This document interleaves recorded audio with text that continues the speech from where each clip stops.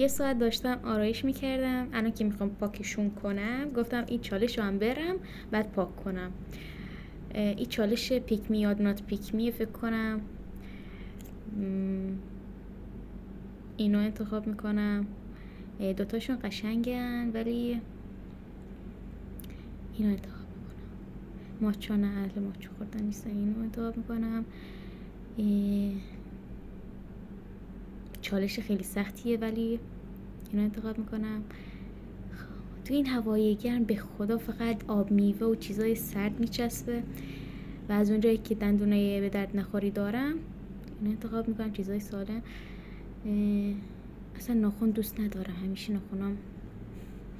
اینو انتخاب میکنم. موی بلند یا کوتاه؟ موام خیلی بلند بودن، کوتاهش کردم. اینو انتخاب میکنم. چیه این؟ چیه این؟ چیه؟